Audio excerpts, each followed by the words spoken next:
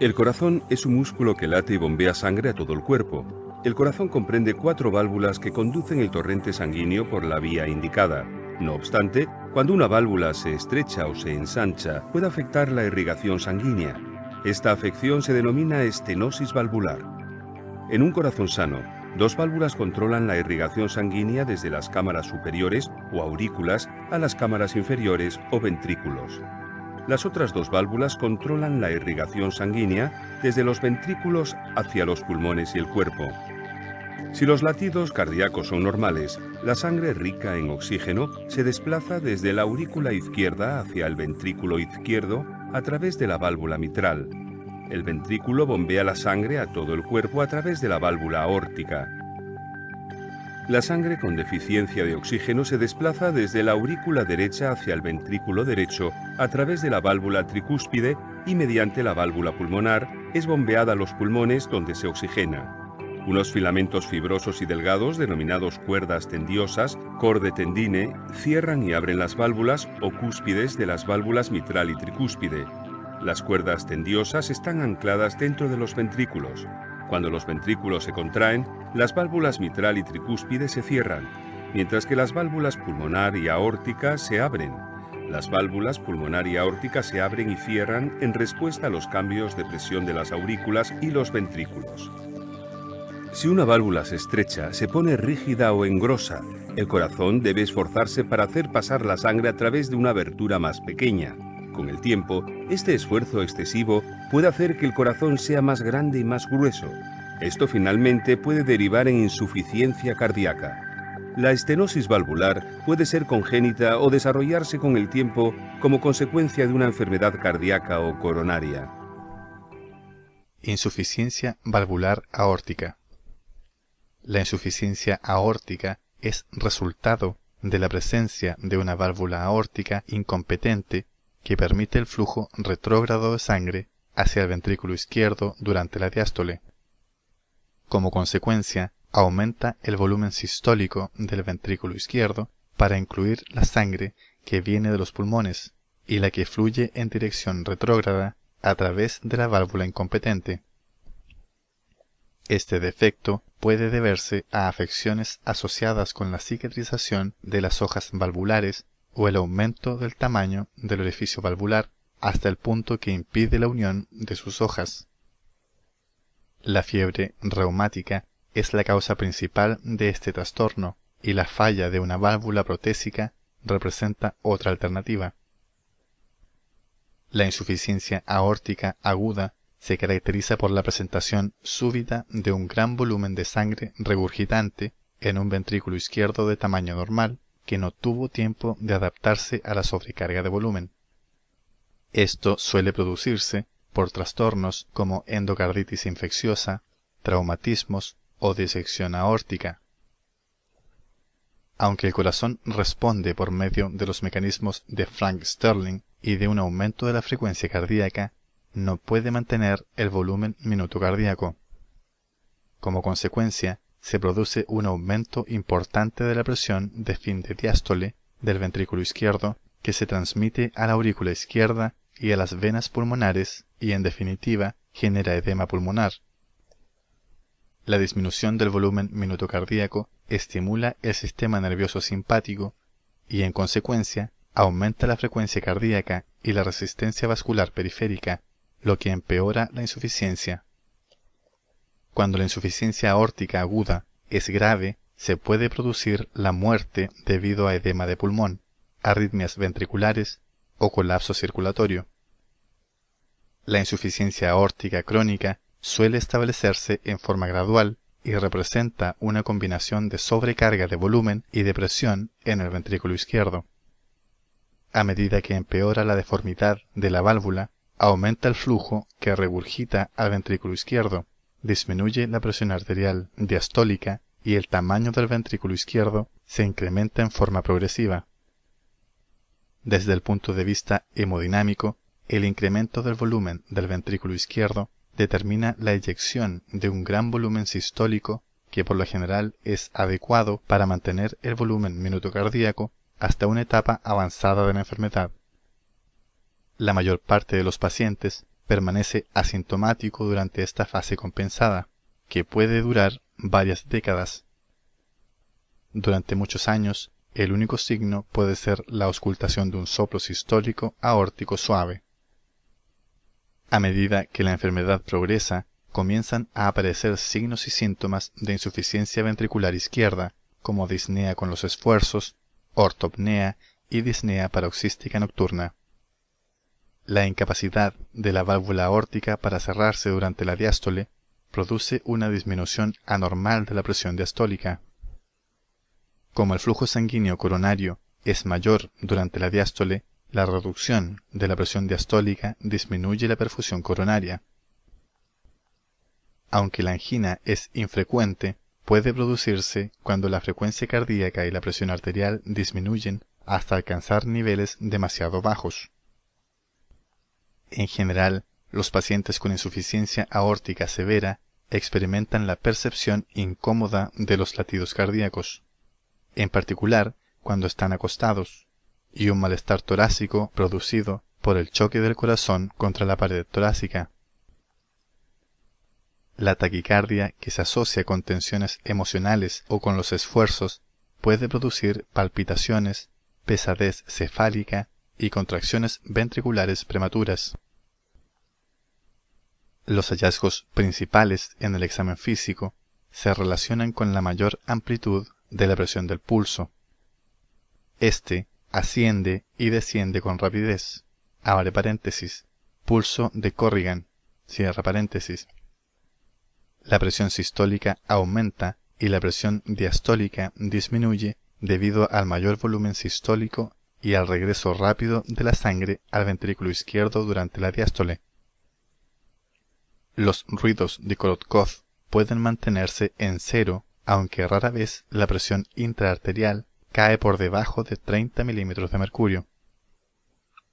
El volumen sistólico aumentado y la presión del pulso más amplia pueden producir latidos prominentes en la arteria carótida, observables en el cuello, pulsos periféricos vibrantes y un impulso ventricular izquierdo que se traduce en un choque torácico con cada latido. El pulso hiperkinético de la insuficiencia aórtica más grave, denominado pulso en martillo de agua, se caracteriza por distensión y colapso rápido de la arteria. En los pacientes con estenosis aórtica grave, el paciente puede oscilar con cada latido. Abre paréntesis, signo de Muset, cierra paréntesis. El flujo turbulento a través de la válvula aórtica durante la diástole produce un sonido de tono elevado o como un silbido. El tratamiento implica el manejo médico de la insuficiencia cardíaca y sus problemas asociados. La cirugía, abre paréntesis, reemplazo valvular o reparación de la válvula, cierra paréntesis, se suele indicar cuando la insuficiencia aórtica produce síntomas. Insuficiencia valvular mitral. La insuficiencia mitral se caracteriza por el cierre incompleto de la válvula mitral con división del volumen sistólico del ventrículo izquierdo en el que se dirige hacia adelante en dirección a la aorta y el que regurgita y se dirige en sentido retrógrado hacia la aurícula izquierda durante la sístole. La insuficiencia mitral puede asociarse con varias etiologías. La cardiopatía reumática produce una válvula rígida y engrosada que no se abre ni se cierra por completo. Además de la fiebre reumática, la insuficiencia mitral puede deberse a la ruptura de las cuerdas tendinosas o los músculos papilares, a la disfunción de los músculos papilares o el estiramiento de las estructuras valvulares a causa de la dilatación del ventrículo izquierdo o el orificio valvular.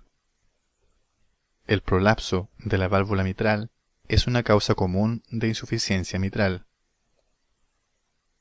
La insuficiencia mitral aguda puede aparecer en forma súbita, como cuando se asocia con la disfunción de los músculos papilares después del infarto de miocardio, la perforación de la válvula en la endocarditis infecciosa o la ruptura de las cuerdas tendinosas en el prolapso de la válvula mitral.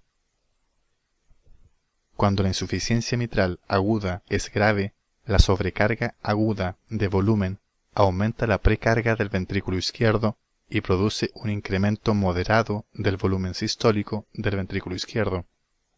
Sin embargo, el volumen sistólico hacia adelante, abre paréntesis, que avanza hacia la aorta y la circulación sistémica, cierra paréntesis, disminuye, y el volumen sistólico regurgitante produce un aumento rápido de la presión en la aurícula izquierda y edema de pulmón. El prolapso agudo de la válvula mitral casi siempre genera síntomas. Si es severo, se suele indicar el reemplazo de la válvula mitral. Los cambios hemodinámicos asociados con la insuficiencia crónica de la válvula mitral se producen con mayor lentitud y permiten el reclutamiento de mecanismos compensatorios. El aumento del volumen de fin de diástole del ventrículo izquierdo permite incrementar el volumen sistólico total y restablece el flujo sanguíneo que se dirige a la aorta. La mayor precarga asociada con una poscarga normal o disminuida, abre paréntesis, debido a la descarga del ventrículo izquierdo en la aurícula izquierda, cierra paréntesis, facilita la eyección de la sangre acumulada en el ventrículo izquierdo. Al mismo tiempo, el incremento gradual del tamaño de la aurícula izquierda le permite adaptarse al volumen regurgitado por el ventrículo izquierdo con una presión de llenado más baja. El aumento de la carga que soporta las cavidades izquierdas en la insuficiencia mitral se tolera bastante bien y muchos pacientes permanecen asintomáticos durante varios años, con un intervalo promedio de 16 años entre el diagnóstico y el comienzo de los síntomas. El grado de aumento del tamaño del ventrículo izquierdo refleja la gravedad de la insuficiencia. A medida que el trastorno progresa, la función del ventrículo izquierdo se altera, el volumen sistólico hacia adelante, abre paréntesis, aórtico, cierra paréntesis, disminuye y la presión en la aurícula izquierda se incrementa, lo que desencadena congestión pulmonar. Al igual que en la estenosis, la insuficiencia mitral predispone a la fibrilación auricular. Una característica saliente de la insuficiencia de la válvula mitral es el aumento del tamaño del ventrículo izquierdo, la presencia de un impulso hiperdinámico proveniente del ventrículo izquierdo y de un soplo pansistólico, abre paréntesis, que dura toda la sístole, cierra paréntesis. En los pacientes con insuficiencia severa se puede indicar una cirugía valvular. Estenosis valvular aórtica. La estenosis aórtica se caracteriza por un aumento de la resistencia a la eyección de la sangre desde el ventrículo izquierdo hacia la aorta. A causa del aumento de la resistencia, se incrementa el trabajo que debe efectuar el ventrículo izquierdo y disminuye el volumen de sangre impulsado hacia la circulación sistémica. Las causas más frecuentes de estenosis aórtica son la fiebre reumática y las malformaciones valvulares congénitas, como la presencia de hojas valvulares con una sola cúspide, con dos cúspides o con forma alterada. En los ancianos, la estenosis puede relacionarse con cambios ateroscleróticos degenerativos de las hojas valvulares. Alrededor del 25% de los pacientes mayores de 65 años y el 35% de los mayores de 70 años revelan evidencias ecocardiográficas de esclerosis y entre el 2 y el 3% tiene evidencias de estenosis aórtica.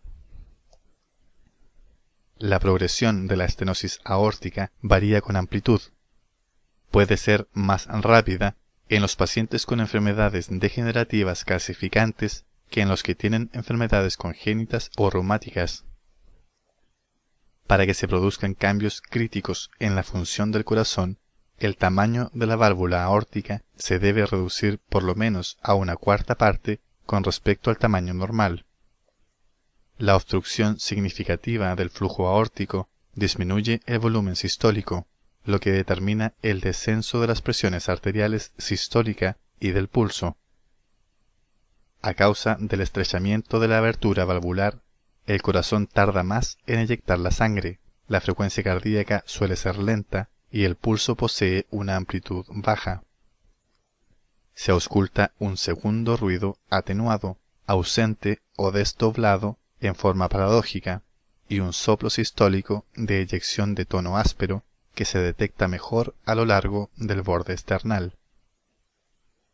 Los pacientes con estenosis aórtica no suelen experimentar síntomas durante muchos años, aunque la obstrucción sea grave. Con el paso del tiempo se pueden desarrollar angina, síncope e insuficiencia cardíaca. La angina aparece en alrededor de 2/3 partes de los pacientes con estenosis aórtica avanzada y es similar a la observada en la coronariopatía. El síncope, abre paréntesis, desmayo, cierra paréntesis, suele ser consecuencia de la disminución de la circulación cerebral asociada con los esfuerzos, cuando la presión arterial desciende por la vasodilatación asociada con un volumen minuto cardíaco fijo. La hipotensión relacionada con el ejercicio puede causar aturdimiento o desvanecimiento, entre comillas, de color gris, entre paréntesis, cianótico, durante estos acontecimientos. La disnea, la astenia severa, la cianosis periférica y otros signos de insuficiencia cardíaca de gasto bajo no son prominentes hasta una etapa avanzada de la evolución de la enfermedad. El tratamiento de la estenosis aórtica implica la valvuloplastía con balón por vía percutánea o el reemplazo de la válvula aórtica. El primer método puede servir para tratar casos de estenosis aórtica en adolescentes y adultos jóvenes. En la mayor parte de los adultos con estenosis aórtica, el reemplazo de la válvula aórtica es el tratamiento más efectivo. Estenosis valvular mitral. La estenosis de la válvula mitral representa su abertura incompleta durante la diástole, que produce distensión de la aurícula izquierda y alteración del llenado del ventrículo izquierdo. Por lo general, esta enfermedad es consecuencia de fiebre reumática. Con menor frecuencia, el defecto es congénito y se manifiesta durante la lactancia o la primera infancia. La estenosis de la válvula mitral es una enfermedad continua y progresiva que se mantiene durante toda la vida del paciente y se caracteriza por una evolución lenta y estable durante los primeros años para acelerarse en forma progresiva a edades más avanzadas. Se caracteriza por un reemplazo del tejido valvular por fibrosis, lo que produce rigidez y fusión del aparato valvular. En los casos típicos, se fusionan los extremos de las cúspides mitrales y el compromiso de las cuerdas tendinosas produce su acortamiento, lo que tracciona de las estructuras valvulares y las sitúa en una región más profunda dentro de los ventrículos. A medida que se incrementa la resistencia al flujo a través de la válvula, la aurícula izquierda se dilata y aumenta su presión. En casos eventuales, este incremento de la presión se transmite al sistema venoso pulmonar y se produce congestión pulmonar.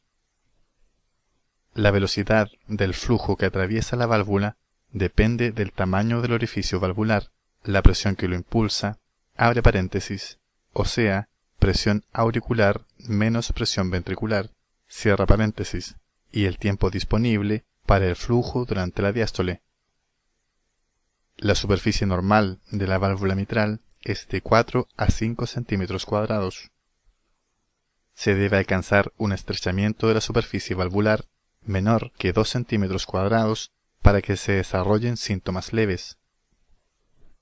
A medida que la enfermedad progresa, aparecen síntomas relacionados con la disminución del volumen minuto cardíaco durante esfuerzos intensos u otras situaciones que produzcan taquicardia y, en consecuencia, reduzcan el tiempo de llenado diastólico.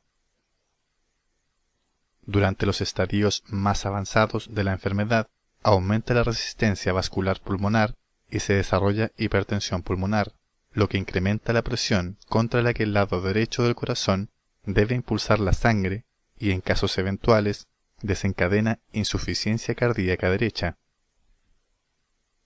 Los signos y los síntomas de la estenosis de la válvula mitral dependen de la severidad de la obstrucción y se relacionan con el aumento de la presión en la aurícula izquierda y la congestión pulmonar, con la disminución del volumen minuto cardíaco causada por la alteración del llenado del ventrículo izquierdo y con el aumento de tamaño de la aurícula izquierda, que se asocia con arritmias auriculares y trombos murales. Los síntomas son los producidos por la congestión pulmonar e implican disnea paroxística nocturna y ortopnea. Con frecuencia, el paciente presenta palpitaciones, dolor torácico, debilidad y astenia. Pueden producirse latidos auriculares prematuros, taquicardia auricular paroxística y fibrilación auricular como resultado de la distensión de la aurícula izquierda. En el 30 al 40% de los pacientes con estenosis mitral sintomática se desarrolla fibrilación auricular. La fibrilación y la distensión actúan en forma conjunta para predisponer a la formación de trombos murales. El riesgo de embolia arterial, en particular de accidente cerebrovascular, aumenta en grado significativo en los pacientes con fibrilación auricular. El soplo asociado con la estenosis de la válvula mitral se ausculta durante la diástole cuando la sangre atraviesa el orificio valvular más estrecho y se caracteriza por un sonido sordo de baja intensidad que se oye mejor en la punta del corazón. Con frecuencia el primer ruido es más intenso y está algo retrasado debido al aumento de la presión en la aurícula izquierda. Al soplo diastólico le puede preceder un chasquido de apertura producido por el aumento de la presión en la aurícula izquierda. El tratamiento médico de la estenosis mitral intenta disminuir los signos relacionados con la reducción del volumen minuto cardíaco y la congestión pulmonar. En los pacientes con fibrilación auricular se administra anticoagulación para evitar la embolia sistémica. Se pueden realizar 3 procedimientos diferentes para corregir la función valvular: valvuloplastía mitral con balón por vía percutánea, reparación mitral y reemplazo de la válvula mitral. La valvuloplastía mitral con balón, que surgió en la década de 1980, se convirtió en una alternativa aceptable en pacientes específicos para evitar los tratamientos quirúrgicos. Prolapso de la válvula mitral. A menudo denominado síndrome de la válvula mitral colgante, el prolapso de la válvula mitral se produce en el 2,4 al 7% de la población general. La enfermedad se observa con mayor frecuencia en mujeres que en hombres y puede asociarse con predisposición familiar.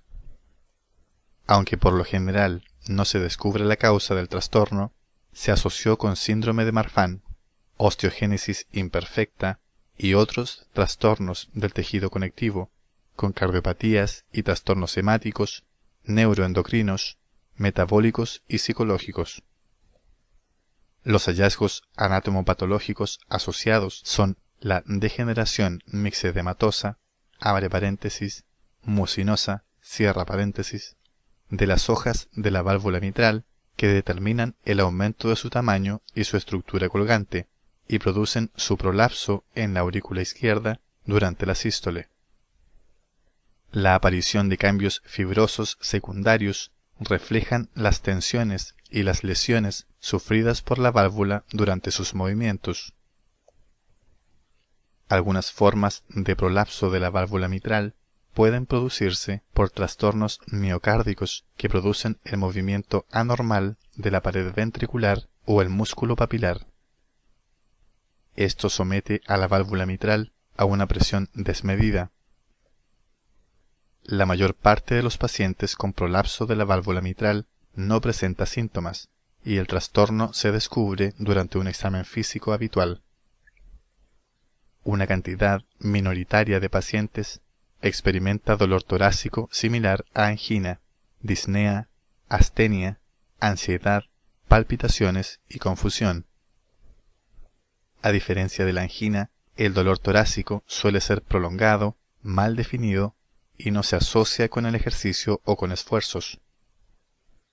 Se considera que el dolor se produce por la isquemia causada por la atracción de las hojas valvulares que prolapsan.